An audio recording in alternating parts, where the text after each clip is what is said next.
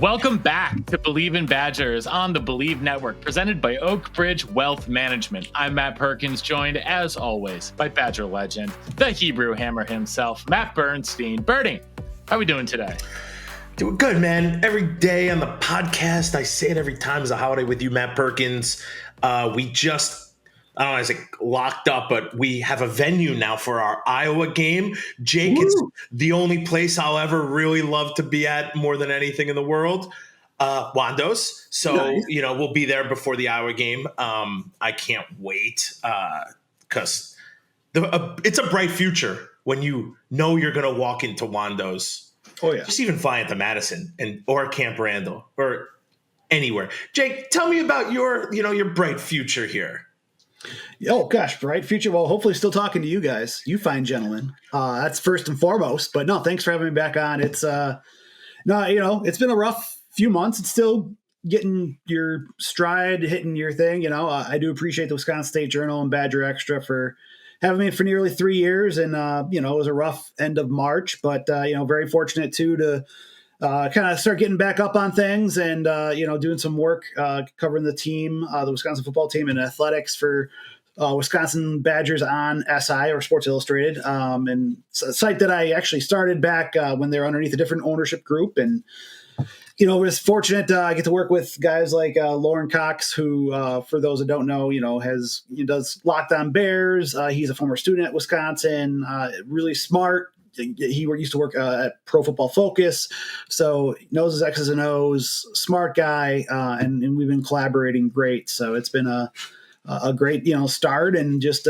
fortunate to still be around. And again, like I said, I love you guys. I'm sure we would talk in our group chain about, car tires going flat and my skinny ankles when squatting like we have over the past few days. But it's also good to talk some Badgers and to see just where this team's going. Before we get into it, want to remind everyone tuning in that we continue to be proudly presented by our main man, Chris Anicetti, and his entire team over at Oak Bridge Wealth Management. Athletes train hard to be the best on the field, but who's making sure they're winning off the field? At Oak Bridge Wealth Management, we don't just manage your money, we handle your entire financial world. From building a rock-solid financial plan tailored for athletes to pay your bills, budgeting, setting up LLCs, and securing financing for cars, equipment, and whatever else you need so you can focus on your game. If you're a collegiate athlete or a parent of a collegiate athlete with NIL deals, we'll help maximize your earnings and protect your future.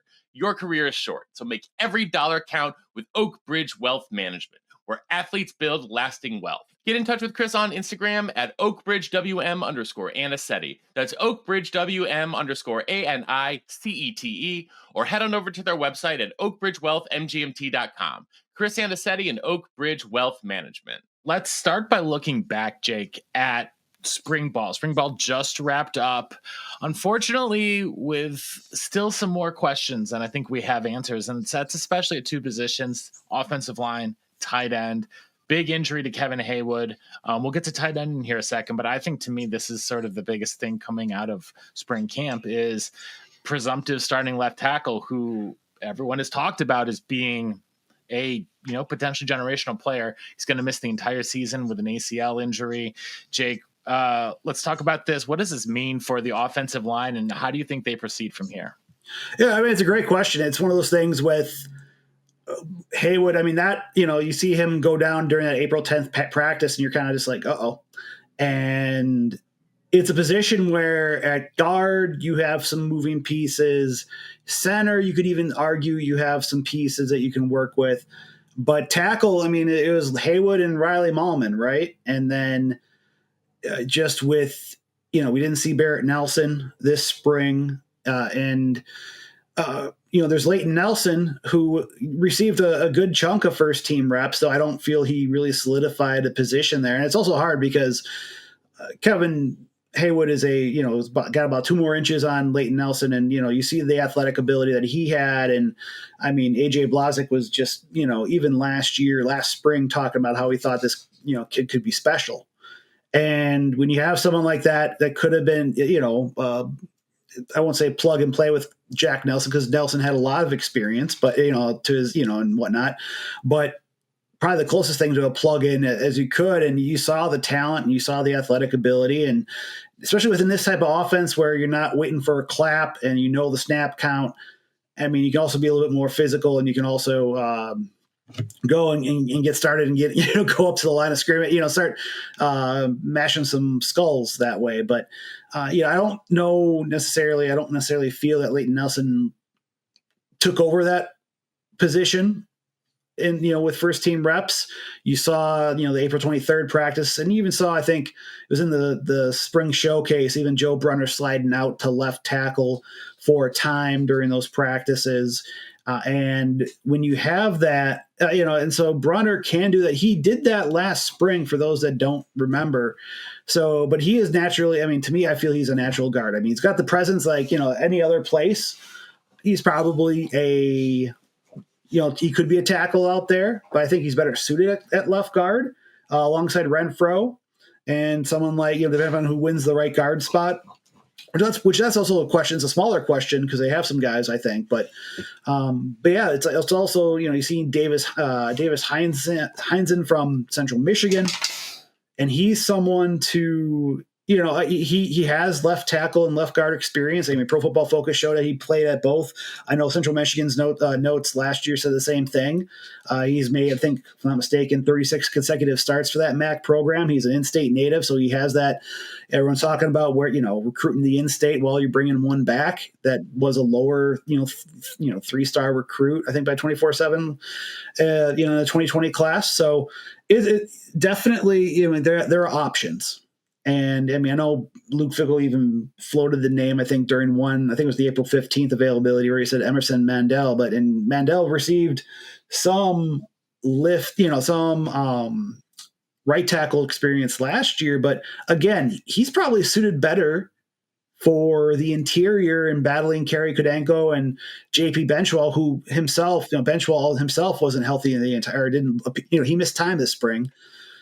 So, there's a lot of questions on that line, and we'll see. Evan's had someone like Grant Segrin, who is he walked on at Nebraska, tweet an offer late last week from the team. So it's and depending on if he signs or not is we don't know, and we haven't heard anything yet. So there are options, and so it is a key question, especially if you're going to an NFL style offense that likes play action. That you need to have a couple extra seconds, especially off that edge, and that is probably the biggest question in my eyes, position wise, heading into preseason camp when they reconvene in Platteville for the third straight summer. First off, yes, that there's no other. The O-line is the most important besides tackling running backs. The O-line is most important. However, with some good backs and with a good, we're going to talk about it, tight end, you can cover guys up and you can help, right? We played Carlos Dansby. You, Jake, you were a little baby at the time. Matt Perkins, you were too. And that team had some good edge rushers, and we were always taught to chip, right? Get them in the rib cage. You can do that with backs. You can do it with fullbacks, and you can do it with tight ends. But you have to have good tight ends. So, Jake, I'd love to hear your take on, first off, how bananas is it to just leave, come in and just leave? Like, is that normal? No, I think it may become the norm. I think I've seen other, not the norm, but it's certainly not uncommon because you've seen, if I'm not mistaken, you see all the reports from 24/7 Sports or the On3 reporters that are within, that are reporting on the transfer portal additions, subtractions, entries. That you're seeing guys that have they go in and they come back out, they go back in the portal after signing in the winter. And so someone like a Tanner Koziel, I thought, he showed it early when he practiced that he had some abilities in the red zone in catching passes. That was very apparent, and so his departure and now subsequent signing with Houston, one, good for him. Hey, if it's not a fit, it's not a fit. And I think that's one thing too, where some of these transfers is going to be the way, in my eyes, the more and more I think about it, it's how it's going to be in the transfer portal, where depending upon if they restrict the transfer portal windows even further, you could see even more of this because you don't get to see, you don't, I mean, it's not like you're recruiting high school players. And I'm guessing this is why so many high school coaches like high school recruiting compared to transfer portal, even though transfer portal is very much needed, when they need, quick fixes right now. But you have these teams that, you can, you're recruiting these kids since they're early on, since they're like sophomores or juniors in high school, sometimes even earlier, depending upon if they go to camps or anything like that. But with transfer portals, you have you're in for an official visit.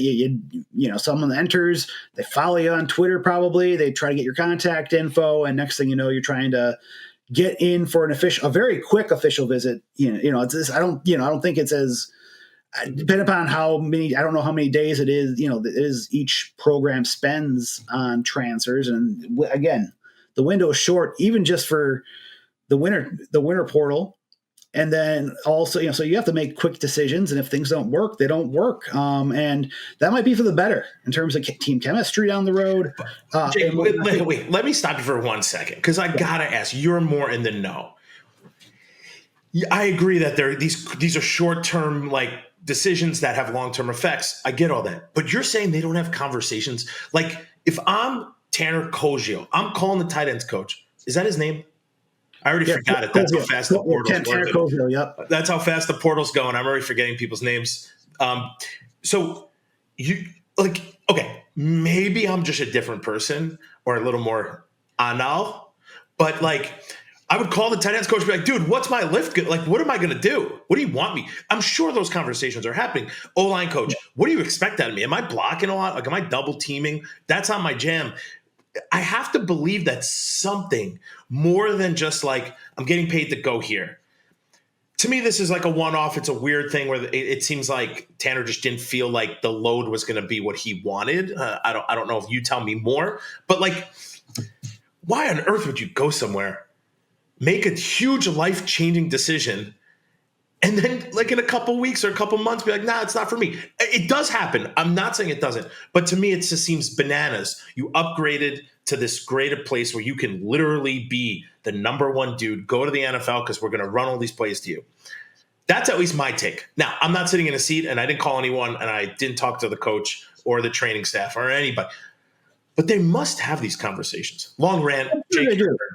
I'm sure they do. I'm absolutely sure that they do. And, it's one of those things, especially with the schedule that it was in front of them for this season with Bama and Oregon and Michigan and Ohio State and others, right? And Indiana, because you have to include Indiana because they were a CFP team this year, right? So, and then Iowa and Minnesota. And it's not an easy schedule. But I'm sure there were conversations, but I also feel, and I don't know too much about Tanner's situation since during that time when everything happened, I was coming back from a vacation that, to Florida, and two, I was not part of an organization, so I did not necessarily keep up with reporting or start checking in with people at that time. So I don't know exactly what happened there, but I'm sure there were conversations. I'm sure they're telling kids what's going on and what's happening. It's also, you see Koziel's numbers too. And I think he's all, I still think he would have been a great fit within this offense, catching the ball, especially in the red zone. Mm-hmm. They need a target there. And you're hoping someone like a Tucker Ashcraft, who I thought had a solid spring overall. And, he's, I think, in his third year now, and he's looking, he's thrust into a position, as a freshman to contribute right away, which, let's be honest, with the tight end, it's kind of hard because usually those kids, it takes a while to grow into that frame, and but he did it and whatnot. But you also have guys like Jackson Aker, who's versatile, can work within tight, an H-back type field, could be a fullback. We saw him on the fullback dive during the spring showcase that everyone's like, hey, he's a tight end, so technically it's a tight end dive. But it's a there is some versatility there. I do like Lance Mason, the pickup from FCS Missouri State. Had a lot of receptions last year. I think it was he had 6 touchdown receptions too. It's going to be obviously a bump up in competition, not just to the FBS level, but you're also talking Power 4, Big Ten level. But I do feel that they need to figure out who else. I mean, those could be 3 guys there, but I'm a guy that likes Grant Steck. He did receive some first team reps during the spring. And I think he's a guy, redshirt freshman, was a 4-star kid. I think he can be an inline type of player and provide some pass. Obviously he caught a lot of passes in high school too, when needed, and was like, I think, if I'm not mistaken, was like a primary target over there at Algonquin Jacobs down in Illinois, and whatnot. So there needs to be. He's a physical dude also. Yeah, he is. And I think that's what you want. That's a guy, Jake, you would want to lift with. Oh yeah, no, absolutely. And I remember he's a guy you want to lift with. Yeah. He's a guy last year that I looked at him when I was with Colton Bartholomew, my former tag team partner at Badger Extra, and him and I were like, I looked at Colton, I'm like, crap, man. Like, we ran into Grant, like, by the facilities. I'm like, yeah, he looks all of 6'6", 250. And so, and especially like, we'll see all guys like Emmett Bork, who, I think, can still add some frame to him, but he came in like nearly, kind of that inline type of feel to him. Zy Davis from Indianapolis Lawrence Central, he's, arriving in the summer. He's more athletic, kind of that you probably could spread him out a little bit more. He still showed physicality as senior film, but it's going to be different. He's going to have to add weight onto his frame there. But yeah, I think right now it's going to be Aker and Ashcraft, and and obviously they have two different types of positions at tight end. They're very different in terms of their frames and their abilities. But Mason, and then I think Stack, and JT Seagreaves too. And even Jackson Mogohan, those two guys. Mogohan, I thought, stepped up a little bit more in the latter part of practices. I was there for about 9 of the 15 practices. And towards the end, I thought he made some plays through the air there. Seagreaves, I think, more in the Stack type of Ashcraft type of frame. So probably a little bit more. I think he can move around a little bit. You saw him last year line up in those type of roles when they went to multiple tight end personnel when needed. But like I said, those three of Aker, Ashcraft, Mason, and then we'll see if like someone like a Stack or a Seagreaves can step up too, or Mogohan, and see where they go. But that's probably the second most I'd say critical position to watch during preseason camp, at least on offense. I know defense, there's a few I want to look at, but we'll go from there. Well, somehow we're darn near 20 minutes in. We still haven't talked about running backs, and I'm sure Bernie is itching to do it. So I think the other big sort of storyline coming out of the spring is the ascension of Dylan Jones to the presumptive RB1. Let's talk about that battle a little bit between him and Darian Dupree and Cade Yakimelli.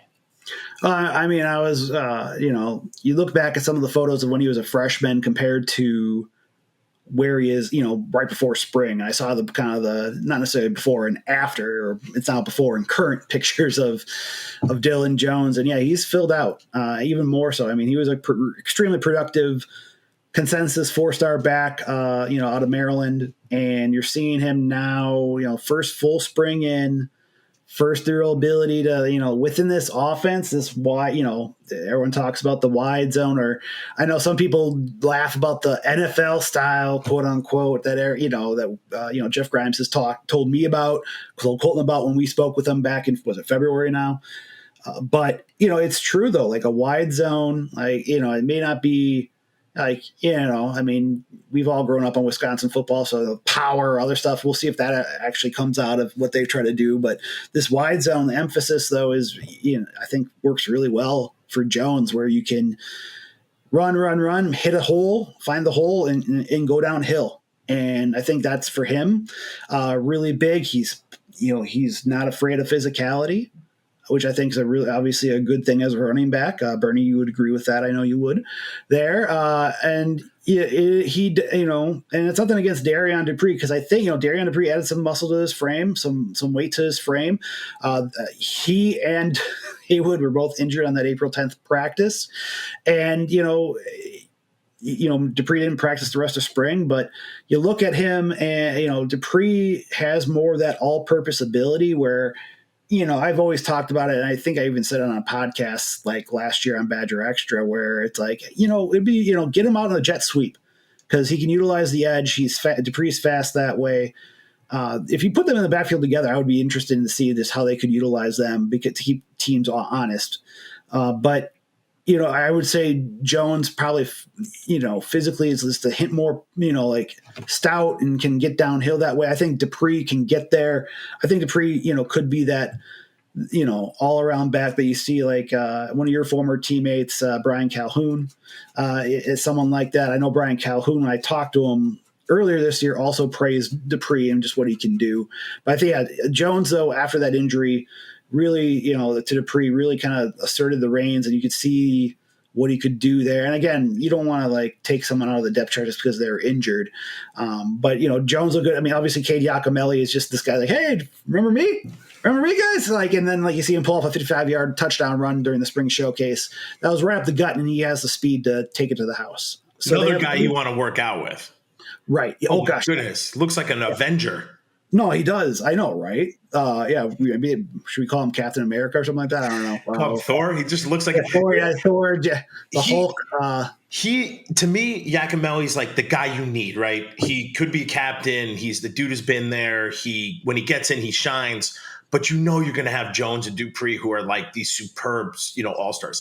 I also think in this day and age, and you look at almost every single university, even the NFL, you need backs. You need three guys, right? You got to trust. Same with Garrett Groshek, right? Like he would go in the game whenever they needed somebody who knew what to do and could do it, right? Maybe not be the stud, star running back, but that's Giacomelli to me, man. He can do everything. He knows the play. He can make a 55-yarder, but you need an Anthony Davis, right?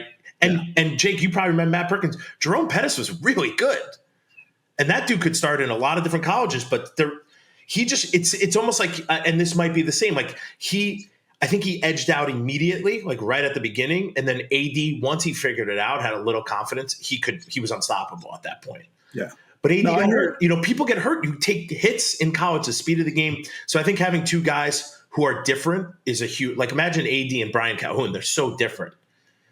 You have every play is open to you, and then a guy like Giacomelli who knows every single play, and you can trust it.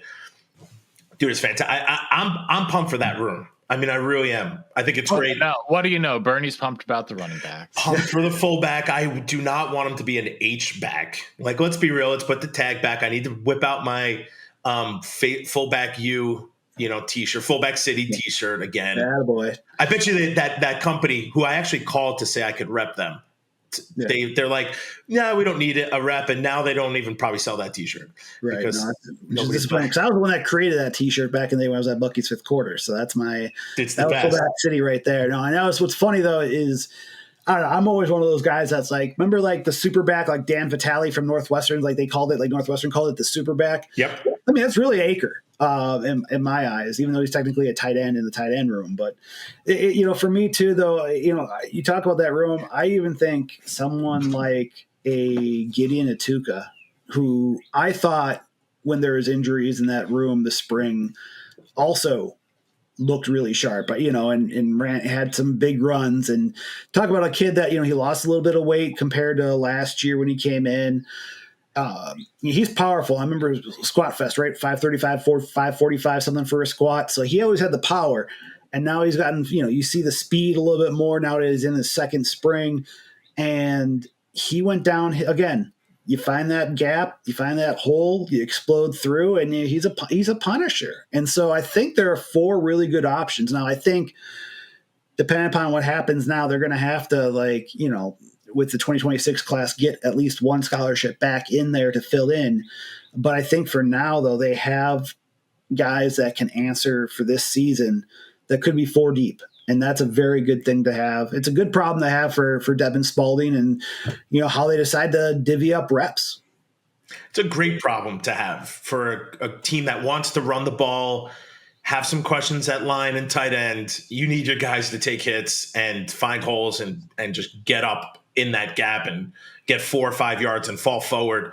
That's what Coach White used to say, fall forward, you get an extra yard. Also, it's what's the word? It's dominance when you fall forward instead of fall backwards. Right. And you don't run out of bounds, right? Like you all those things. I want that style back, Jake. Oh no, and I think underneath this style you're going to see, especially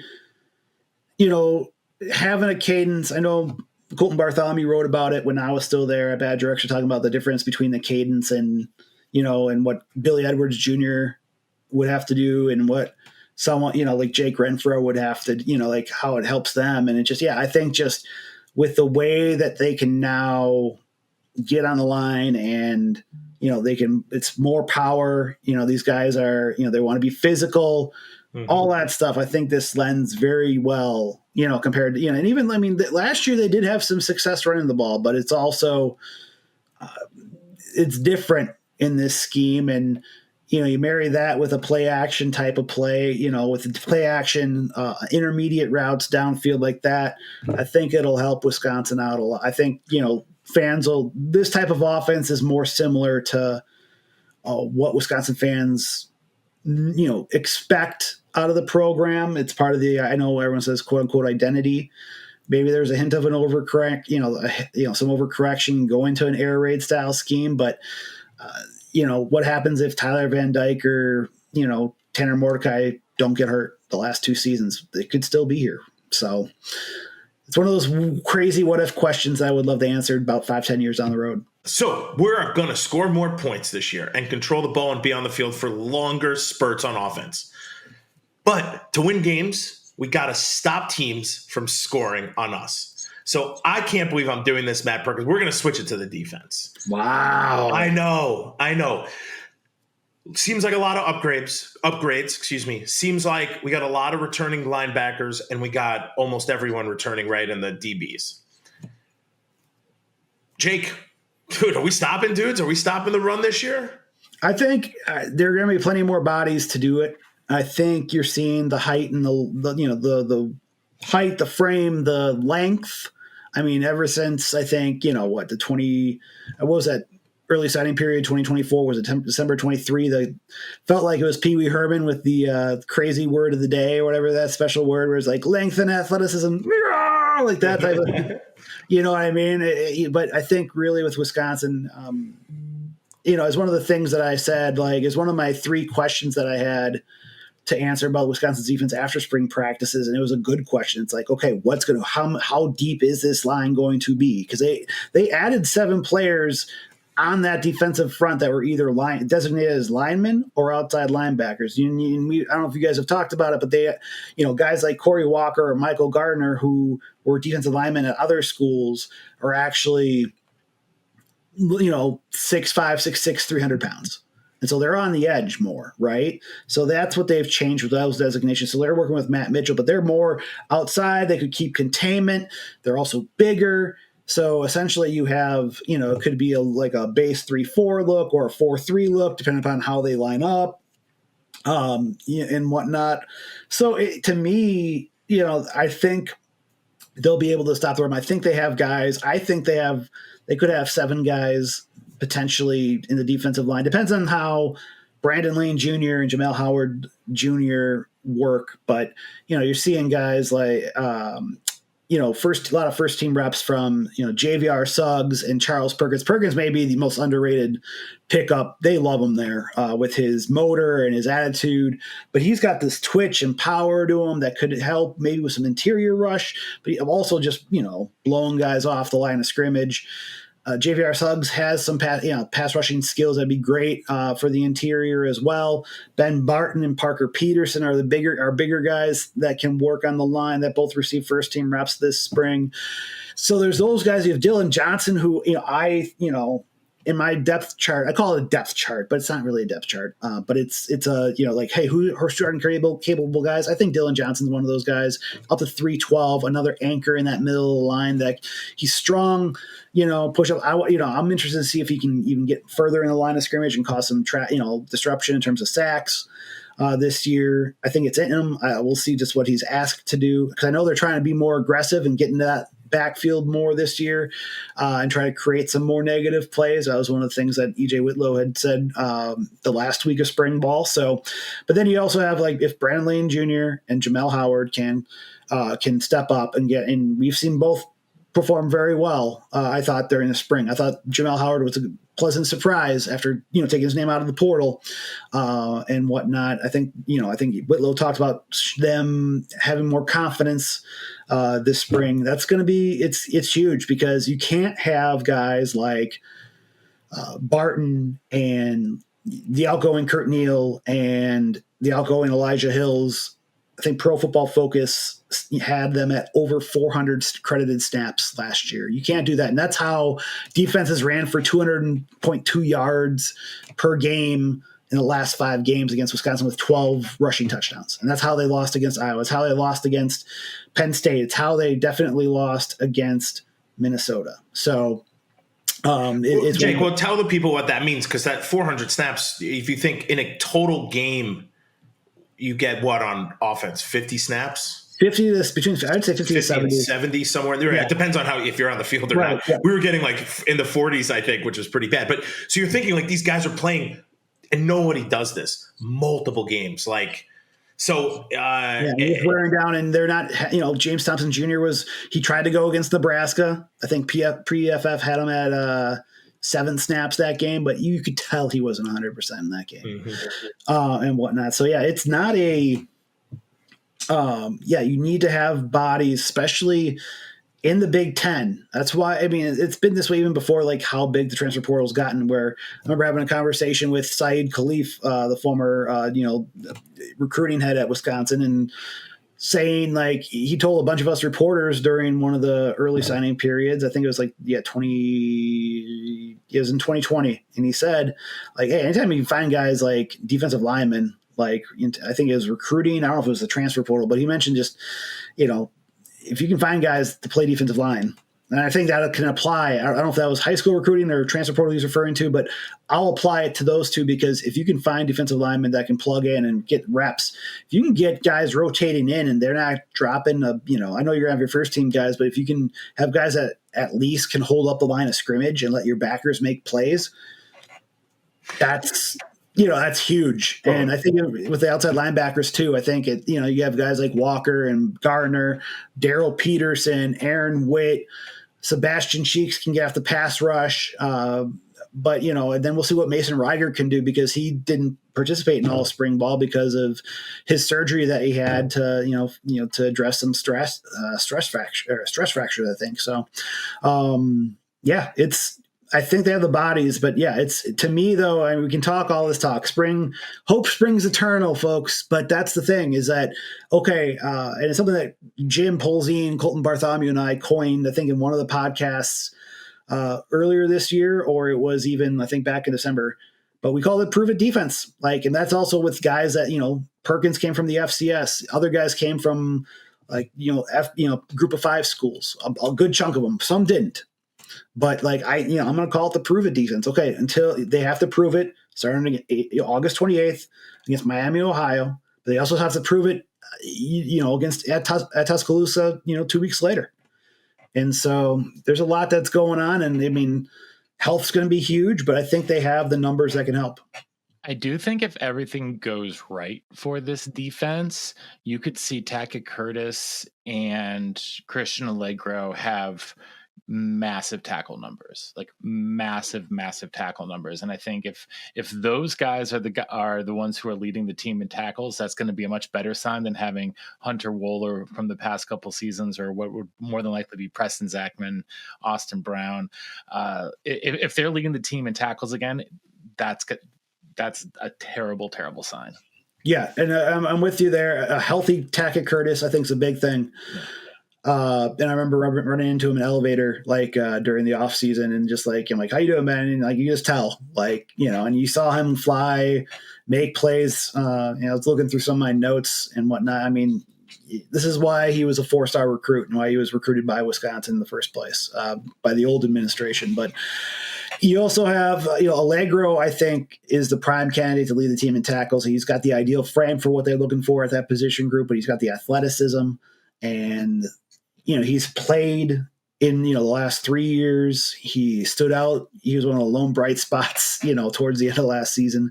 So I think Wisconsin, has 2 solid inside linebackers. I think Antaron Turner is a great rotational piece if they need him to, from Western Carolina. I thought he held up well. I didn't really notice too much when I attended those practices. That was like, what's going on there? But I think the one question will be asked, because of that injury to Thomas Heiberger, and I have not been able to report upon just how severe it is or whatnot. But Garrison Soliday, who walked onto the program, was receiving a bunch of second team reps after that injury, but in the practices that I saw, but Cooper Catalano, bulked up a little bit when he got there, and the Germantown standout, Wisconsin prep all-time leading tackler, was able to get in the backfield in a few times, a flash there, was able to cover like he used to at Germantown and fly around the field, and we'll see if he can do something to there. Can Mason Posa break it through? What about Tyler Jancy and Landon Gauthier and others that, and others in that group? What can they do to solidify that a little bit further? But I think that linebacker group, it could be like it was with, Leo Chanel, Jack Sanborn, or TJ Edwards and Chris Orr, where if they're making plays like that, like the athleticism is there, the talent's there, but now it's going to be like, will that scheme, if they're going to be more aggressive, will they be able to make the plays that those former inside linebackers, affectionately known as Death Row by Bob Bodstad's old group, can they kind of regain that form? You bring up a good point here, Jake, about the scheme, because if you look at those guys you mentioned, the scheme was for them to make all the tackles. I mean, that was really it, and they did it. And you had dudes. Look at Jack Sitchie. I mean, I can name you dudes forever who were just dominant in the middle of that defense. Is the scheme going to get us there? I think they've made the changes that can help. And I mean, again, it's going to be prove it. And that's the biggest thing for me right now, because again, I think they've upgraded the talent. They've needed to upgrade the talent because of who's now in the Big Ten. And I was having a conversation with somebody about this. And this is a different topic, but I was talking to a good friend of mine about just in-state recruiting and just roster limits and all this stuff. And like Wisconsin, under Fickle, I believe, has upgraded its talent. Thing is, though, so is everybody else in the Big Ten.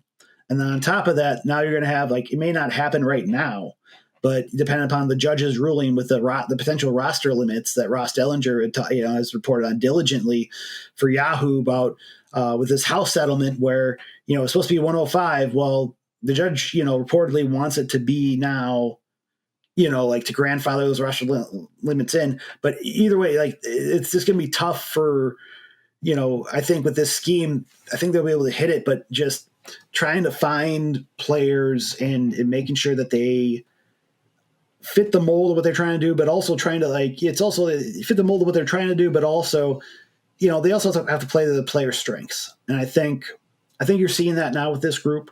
And I think a little bit more like Hunter Wooler is going to be hard to replace, but I thought Austin Brown and Preston Zachman did a pretty good job this spring. I think, and then additions of Matt Young and Matthew Traynor, I like the youth at that safety position with Grant Dean and Luke Emmerich, but I will, I think it's what they could do with this and having kind of the former linemen be outside linebackers. I think, it kind of gives you like that 3 lineman breakdown. And then you have someone like a Daryl Peterson who's had his, on the ball on the line of scrimmage in a 3-point stance. I think so. Essentially, you have a 4-man front at times. I think they can do some things. I think there's some mixing and matching that they can do depending upon what they see each game. I think they have enough there, at least with the front, that they can be more successful so that the secondary doesn't have to do what they had to do last year. And it didn't work, right? And they didn't have as many turnovers. They didn't, I know some people say sacks are overrated, but hey, look, they didn't get much pressure too. Like when they got home, like John Pius against Northwestern, that made a big deal. And that really helped them in that game turn into a blowout before halftime. But you can't do that, but you have to do that consistently. They didn't. And you can't put that stress on the secondary like you did last year. And they, the turnovers, the lack of turnovers thereof were apparent. Yeah. All right. Well, we're going to have to wrap it up here today. Somehow we went the entire episode without talking about quarterbacks, which is really saying something here on a football podcast. So, Jake, that just means we'll have to have you back on again soon to talk about Billy Edwards and Daniel Neal and the rest of the gang sometime shortly.